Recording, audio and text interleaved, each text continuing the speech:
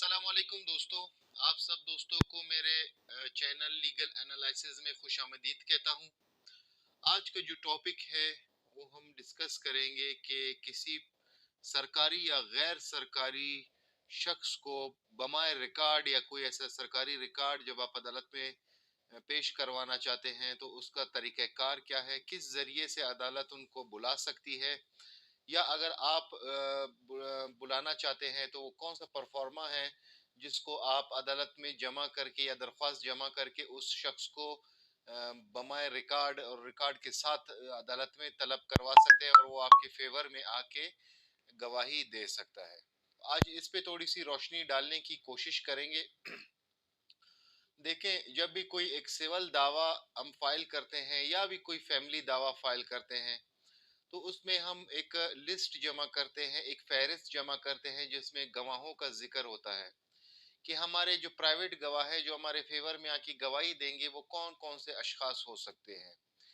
اسی طرح سے جب کوئی ریکارڈ کوئی ہم ثابت کرتے ہیں، جب کوئی زمین وغیرہ جائیداد وغیرہ کا کیس ہوتا ہے یا کوئی نکاح نامہ ہوتا ہے کہ ہم کہتے ہیں کہ نکاح نامہ اوریجنل ہے، تو اس کی اوریجنلٹی پہ تو اس کو ثابت کرنے کے لیے اس شخص کو بلایا جاتا ہے جس نے اس کو تحریر کیا ہوتا ہے۔ اگر تو کمپیوٹرائز نکاح نامہ ہے تو وہ سرکاری دفتر کا ریکارڈ ہوتا ہے، تو ریکارڈ کیپر کو بلایا جاتا ہے، تو اس شخص کا ذکر کرنا، اس شخص کا ہم ذکر کرتے ہیں اس فہرست میں، گواہوں کی فہرست میں۔ اگر تو وہ کوئی سرکاری شخص ہے یا کوئی سرکاری ریکارڈ ہے جیسے کہ انتقال ہے یا فرد وغیرہ ہے، تمام آپ کے پرائیویٹ گواہان گزر چکے ہیں۔ پرائیویٹ گواہ چونکہ آپ کا کزن ہوگا، آپ کا ماموں ہوگا، کوئی دوست وغیرہ ہوگا، اس کو تو آپ عدالت میں ہاتھ سے پکڑ کے لا سکتے ہیں، لیکن سرکاری ملازمین یا غیر سرکاری ایسا کوئی شخص جس نے کوئی اسٹامپ پیپر تحریر کیا ہوتا ہے یا اوتھ کمشنر وغیرہ، اس کو آپ ہاتھ سے پکڑ کر عدالت میں نہیں لا سکتے۔ اس کے لیے باقاعدہ قانون میں ایک پروسیجر دیا گیا ہے، اس پروسیجر کو فالو کرتے ہوئے اس شخص کو بلایا جاتا ہے۔ ایک اصطلاح ہم نے سنی ہوگی، بعض اوقات لوگ جو لیٹیگنٹس ہوتے ہیں جو عدالتوں میں کیسز وغیرہ کرتے ہیں، وہ ان کو پتہ ہوگا کہ جب بھی کوئی گواہ بلایا جاتا ہے اس طرح کا آفیشل یا نان آفیشل شخص جس کو ریکارڈ کیپر بھی کہہ سکتے ہیں، یا کوئی ایسا نمائندہ، سرکاری نمائندہ اس دفتر کا جس کے پاس اس متعلقہ چیز کا ریکارڈ موجود ہوتا ہے، تو اس کے لیے عدالت ہمیشہ کہتی ہے کہ آپ طلبانہ جمع کرائیں۔ طلبانہ بیسیکلی ایک پرفارما ہوتا ہے، ایک ریٹن اپلیکیشن جس کو ہم کہتے ہیں، ایک اپلیکیشن کے ایک اپلیکیشن ہی ہوتی ہے لیکن وہ ایک پرنٹڈ فارم میں ہوتی ہے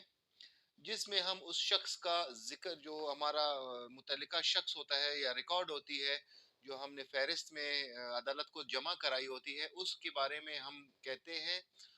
کہ نمائندہ سو اینڈ سو بمائے ریکارڈ کے ساتھ طلب کرنے کے لیے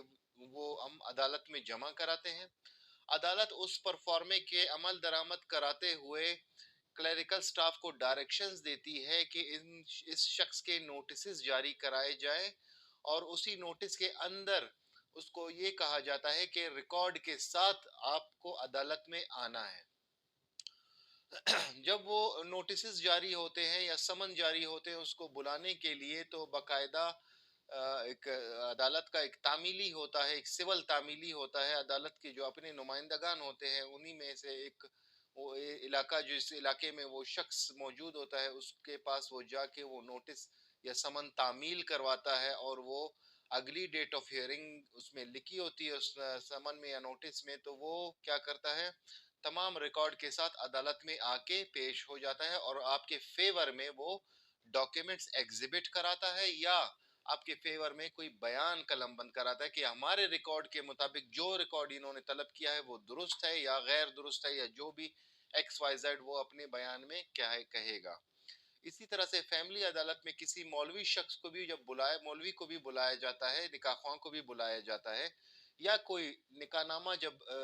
کمپیوٹرائزڈ ہوتا ہے تو اس کمپیوٹرائزڈ نکاح نامے کو ایگزیبٹ کرانے کے لیے ریکارڈ جب طلب کیا جاتا ہے تو اس کا بھی پروسیجر سیم ہی ہوتا ہے۔ اسی طرح سے آپ نے طلبانہ جمع کرنا ہوگا، عدالت نے نوٹسز جاری کرنے ہوں گے، اور اسی طرح سے باقاعدہ طور پہ وہ تمام تر جو وہ ہوتا ہے وہ سارا کچھ پروسیجر جو ہے وہ سول رولز کے طریقے سے ہی ہوتا ہے۔ اس میں تھوڑا سا ایک ٹچ میں دینا چاہوں گا کرمنل سائیڈ پہ۔ کرمنل سائیڈ میں اس طرح سے پروسیجر نہیں ہوتا. کرمنل سائیڈ میں جب 173 سی آر پی سی کے تحت تفتیشی اپنا رپورٹ یا چالان سبمٹ کرا دیتا ہے تو اس میں باقاعدہ اس چالان میں ایک کیلنڈر ہوتا ہے وٹنسز کا. عدالت ان وٹنسز کو تعمیلی کے ذریعے ہی بلواتی ہے. نوٹسز عدالت خود جاری کرتی ہے, اس میں طلبانے کا کوئی کانسیپٹ وغیرہ نہیں ہوتا.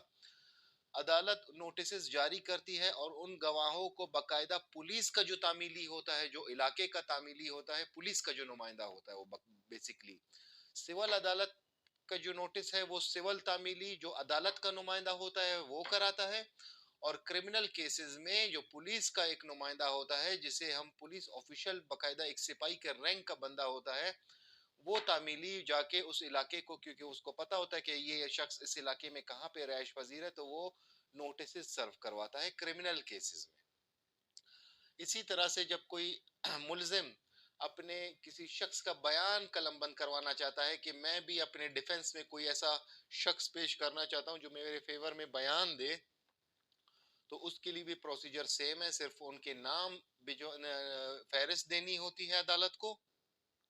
اور حلفیہ بیانات جمع کرانے ہوتے ہیں, اور عدالت ان کو خود بلا لیتی ہے. سو دوستو, آج کا جو ٹاپک تھا وہ بیسیکلی یہ تھا کہ طلبانہ کیا ہوتا ہے. ہم نام سنتے رہتے ہیں عدالت میں کہ طلبانے کے ذریعے نوٹسز کیسے جاری ہوتے ہیں. تھوڑی اس پہ روشنی ڈالنے کے لیے ہم نے آج یہ ٹاپک چوز کیا تھا. بیسک سا ٹاپک ہے. تو دوستو, اس حوالے سے اگر کسی کو کوئی کویسچن پوچھنا ہو تو وہ کمنٹ سیکشن میں کویسچن بھی پوچھ سکتا ہے, اور اگر ہمارے آن لائن سروسز ہائر کرنے ہوں تو اپوائنٹمنٹ کے لیے ہمارا نمبر ڈسکرپشن میں موجود ہے. واٹس ایپ پہ آپ ہم سے رابطہ بھی کر سکتے ہیں. سو دوستو, آج کے لیے اتنا ہی. Thank you very much.